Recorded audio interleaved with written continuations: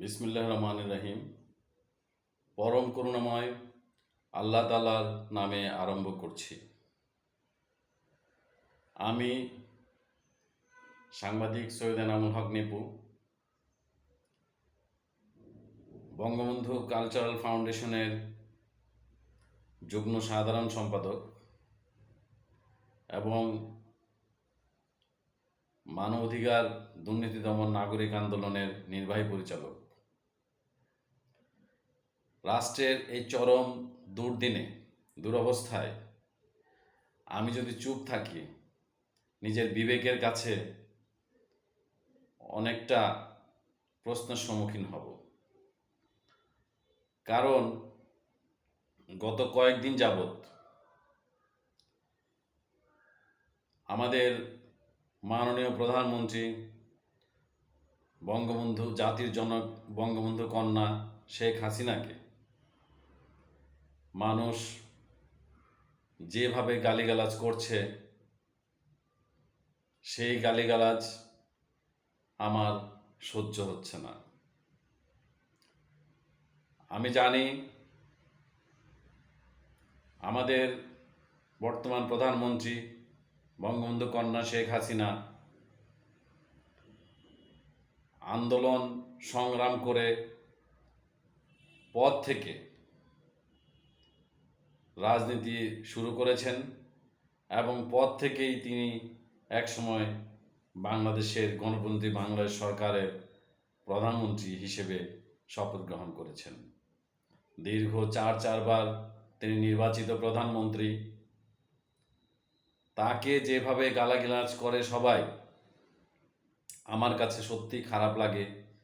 আমার মন জ্বলে ওঠে, অন্তরের অন্তঃস্থল থেকে আমার ভীষণ খারাপ লাগে।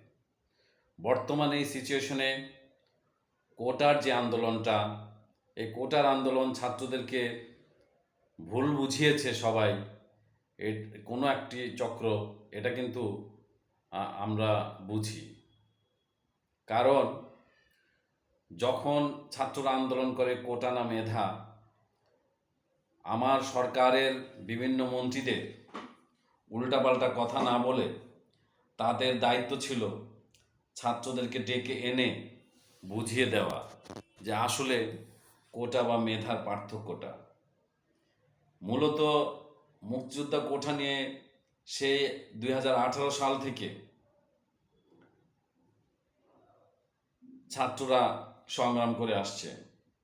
আমাদের মাননীয় প্রধানমন্ত্রী বঙ্গবন্ধু কন্যা শেখ হাসিনা ছাত্রদের দাবির পরিপ্রেক্ষিতে কোটা কিন্তু বন্ধ করে দিয়েছিলেন। গত 3 বছর যাবৎ কোনো কোটা প্রথা ছিল না।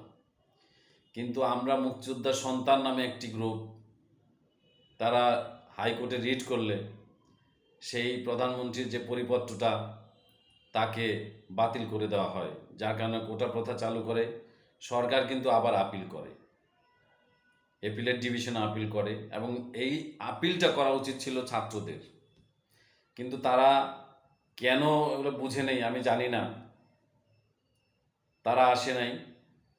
কিন্তু সরকার আপিল করেছে সঠিক সময়। কোটা নিয়ে আমাদের যে মাননীয় আওয়ামী লীগের সাধারণ সম্পাদক আছেন ওবায়দুল কাদের, তার অতি কথন এবং বিশেষ করে পররাষ্ট্রমন্ত্রীর কিছু অতি কথন, এসব কারণে ছাত্ররা আরও বিগড়ে যায়। যখন আমাদের যে ছাত্রলীগ করতেন, ডাকসুর জিএ ছিলেন ওবায়দুল কাদের সাহেব, তিনি যখন বলে ফেললেন যে এদের মোকাবেলা করতে ছাত্রলীগ যথেষ্ট, সেদিন কিন্তু আমি বুঝেছি যে ঘটনা কিন্তু অন্যদিকে চলে যাবে। তখনও সময় ছিল ছাত্রদের সাথে বসার। এখন আর আমার মনে হয় যে সেই সময়টা নাই। এর কারণ ছাত্রদের হাতে তো আন্দোলনটা নাই। কোটার আন্দোলনটা কি? কোটা জিনিসটা হলো, ভারতে যেভাবে কোটাটা, আমাদের এখানে কিন্তু সেই রকম না, সেই রকম বৈষম্য কিন্তু আমাদের এখানে না। তারপরেও মূলত তারা মুক্তিযোদ্ধা কোটা নিয়েই বিরোধিতা করেছে এই মুক্তিযোদ্ধা কোটাটা আসলে কি? আসলে যারা সরকারি প্রথম শ্রেণী এবং দ্বিতীয় শ্রেণীর যে কর্মকর্তারা যারা অংশগ্রহণ করেন, তারা প্রথমে প্রিলিমিনারিতে অংশগ্রহণ করেন, প্রাথমিক যে বাছাই সেটাতে অংশগ্রহণ করেন, সেটাতে যারা টিকেন তারা রিটেনে অংশগ্রহণ করেন, রিটেনে যারা টিকেন তারা ভাইবা অংশগ্রহণ করেন, ভাইবার পরে কোটার ব্যাপারটা আসে। এই জিনিসটা কেউ বুঝিয়ে দিলেন না, বুঝাতে পারলেন না ছাত্রদের, আমি বুঝি না। যে তখন এই মুক্তিযোদ্ধার কোটায় যারা আসে তারাও তো মেধাবী, কারণ তাদেরকে তো ধরে দেওয়া হয় না, যেহেতু এই পরীক্ষাগুলো দিয়ে আসছে তারা, তাহলে তো অবশ্যই মেধাবী, তাই না? যাই হোক, আমি আসবো না ওই পুরাতন ব্যাপারে। এখন বর্তমানে ছাত্ররা বুঝে হোক না বুঝে হোক যে সকল দাবি করছে, ইতিমধ্যে শিল্পীরা চলে আসছে, ছাত্রদের অভিভাবকরা নেমে গেছে, কবিরা নেমেছে। আমার মনে হয় যে আপনি এখন এই মুহূর্তে ক্ষমতায় থাকা দরকার নাই। এর কারণ হলো যে আপনি বঙ্গবন্ধু কন্যা, আপনি জাতির জনকের কন্যা, যিনি 24 বছর সংগ্রাম করে বাংলাদেশের মুক্তিযুদ্ধের নেতৃত্ব দিয়ে 30 লক্ষ মানুষের রক্তের বিনিময়ে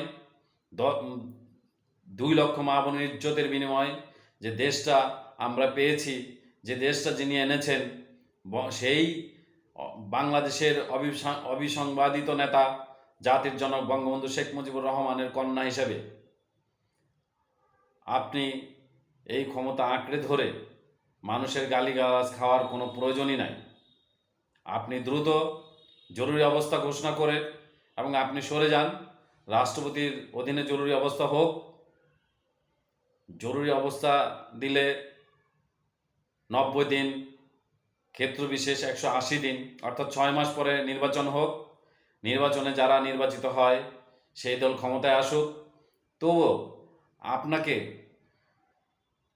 এরশাদ সরকারকে যেভাবে গণ অভ্যুত্থানে মানুষ নামিয়েছে ক্ষমতা থেকে, বেগম খালেদা জিয়াকে যেভাবে ক্ষমতা থেকে নামিয়েছিল, আপনাকে যদি সেইভাবে নামায় আমি অনেক কষ্ট পাব।